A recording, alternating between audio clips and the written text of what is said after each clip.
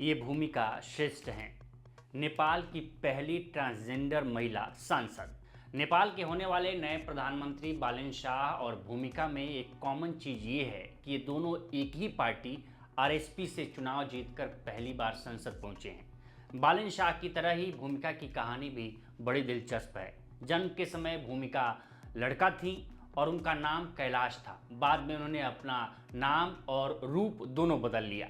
अब भूमिका लैंगिक और यौन अल्पसंख्यक समुदाय के अधिकारों के लिए संसद में आवाज उठाएंगी। भूमिका उस समुदाय से आती हैं जिसके बारे में कहा जाता है कि इस रंग बिरंगे झंडे के नीचे अभी भी इस समुदाय की जिंदगी ब्लैक एंड व्हाइट बनी हुई है।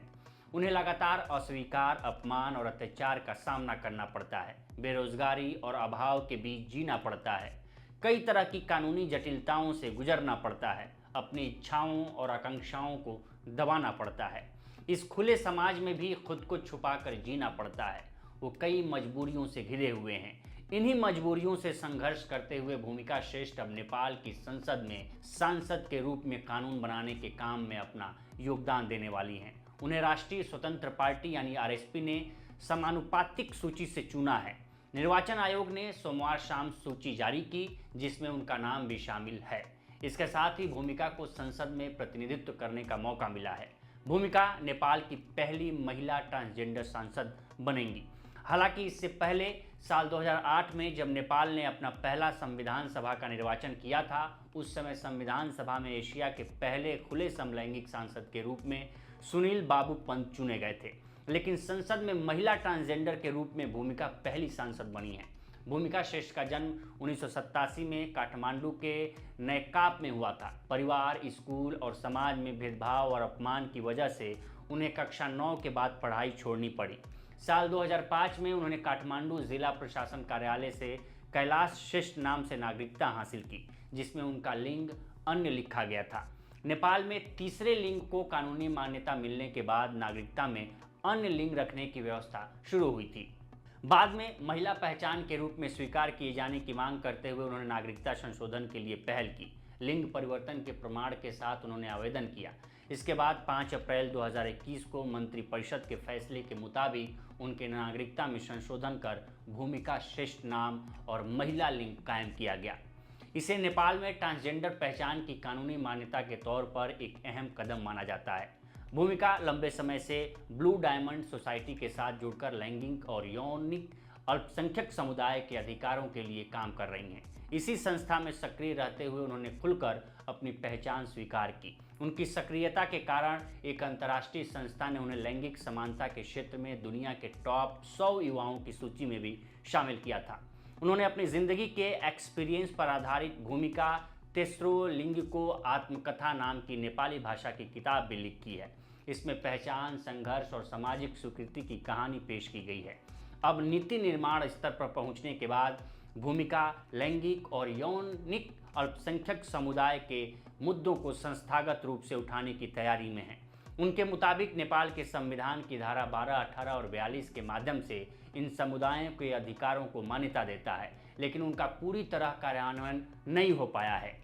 उनकी प्राथमिकता इन संवैधानिक अधिकारों को व्यवहार में लागू करने के लिए नीति, नियम और कानून बनाना है।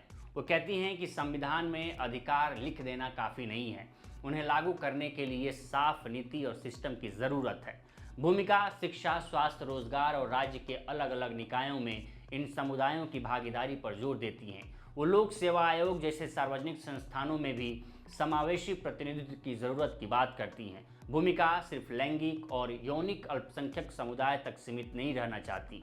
उनका कहना है कि वो मधेसी, मुस्लिम, आदिवासी, जनजाति, दिव्यांग और अन्य समुदायों के मुद्दे भी उठाएंगी, क्योंकि इन सभी समुदायों के भीतर भी लैंगिक और यौनिक अल्पसंख्यक लोग मौजूद हैं। वो कहती हैं, मैं सिर्फ एक समुदाय की नहीं बल्कि अलग अलग पहचानों के भीतर रहने वाले सभी लैंगिक और यौनिक अल्पसंख्यकों की आवाज़ उठाने की कोशिश करूंगी। भूमिका पहले नेपाली कांग्रेस से भी जुड़ी थी, लेकिन बाद में समावेशी प्रतिनिधित्व और परिवर्तन के एजेंडे को प्राथमिकता देते हुए उन्होंने राष्ट्रीय स्वतंत्र पार्टी से अपना राजनीतिक सफर आगे बढ़ाया। नेपाल की राजनीति में यौनिक अल्पसंख्यकों यानी LGBTQ का प्रतिनिधित्व पहले भी देखा गया है। उदाहरण के लिए सुनील बाबू पंत खुले समलैंगिक पहचान के साथ संसद में पहुंचने वाले पहले नेता थे, लेकिन भूमिका श्रेष्ठ ट्रांसजेंडर महिला के रूप में नीति निर्माण स्तर तक पहुंचने वाली पहली प्रतिनिधि मानी जा रही हैं। उनका चयन नेपाली राजनीति में समावेशिता का नया संदेश देता है। उनका मानना है कि पिछड़े समुदायों को भी मौका मिलना चाहिए और अन्य राजनीतिक दलों को इससे सीख लेनी चाहिए। भूमिका के मुताबिक संविधान में अधिकार मिलने के बावजूद समाज में लैंगिक और यौनिक अल्पसंख्यकों के प्रति सोच अभी पूरी तरह नहीं बदली है। वो कहती हैं, जब हम खुद फैसले लेने की जगह पर पहुंचेंगे तभी हमारे मुद्दे प्रभावी ढंग से उठ पाएंगे। वो नीति निर्माण स्तर पर पहुंचकर कानूनी और नीतिगत सुधार के साथ साथ समाज में जागरूकता और स्वीकार्यता बढ़ाने के लिए भी काम जारी रखने की योजना बना रही हैं। लंबे संघर्ष, पहचान की लड़ाई और सामाजिक अभियान के बाद संसद तक पहुंची भूमिका श्रेष्ठ अब नेपाल के लैंगिक और यौनिक अल्पसंख्यक समुदाय यानी LGBTQ के बदलते इतिहास की एक सशक्त आवाज़ बन गई हैं। तो फिलहाल इस स्टोरी में इतना ही। इस पर आपकी क्या राय है हमें कमेंट कर सेक्शन में ज़रूर बताएं। बाकी देश दुनिया की तमाम खबरों के लिए बने रहें लोकमत हिंदी के साथ। नमस्कार।